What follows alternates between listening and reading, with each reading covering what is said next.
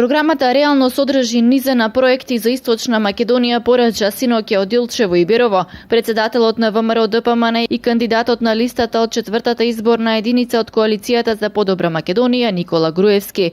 Отварање на рурални развојни зони во кои ќе бидат сите населени места со под 10.000 жители, инвестиции во инфраструктурата, отварање на нови работни места беа само дел од најавените проекти пред граѓаните од Илчево, со што на 11 декември, порача Груевски, ќе завршат манипулациите на Заев со референдумско излегување на изборите и 63 пратеници од Коалицијата за подобра Македонија. Вечера сме тука собрани на неколку дена пред завршување на оваа кампања, по која што следи во недела гласањето, изборите и уште една голема, силна референдумска победа за ВМРО ДПМН и за Коалицијата за подобра Македонија. Победа за граѓаните на Македонија, победа за Република Македонија. Затоа што, драги пријатели, поминавме сите граѓани на Македонија низ еден тежок 2,5 годишен период на малтретирање од страна на СДСМ и на нивните сценаристи.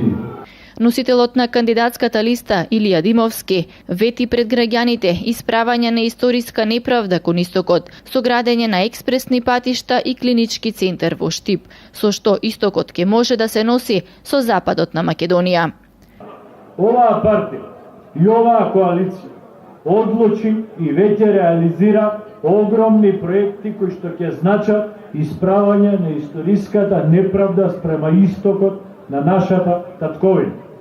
Дополнително, имам задоволство денеска овде да споделам информација дека денеска државата склучи договор со изведувач фирма за изградба, односно започнување со градба на експресниот пат од Штип за Кочани, кој што ќе биде пат по нова траса и кој што исто така ќе биде пат на 4 ленти и кој што дополнително ќе ја подобри комуникацијската врска на овој дел од Македонија со централна Македонија и со главниот град Скопје. Кон граѓаните од Илчево се обрати и кандидатот за пратеник од Илчево доктор Милка Христова, која ги посочи проектите од програмата Реално што се планирани во Илчево. Изработка на студии за оправданост за нови наоѓалишта за јаглење. Изработка на предстудија и студија за можност за отварање на термоелектрана во овој регион.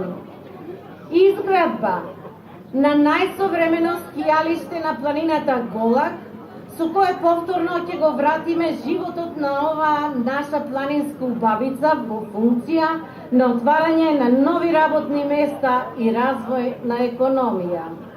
Подршка за отварање на рурални развојни зони во сите села на територија на општина Делчево со досега најповолни можности за помош од страна на државата.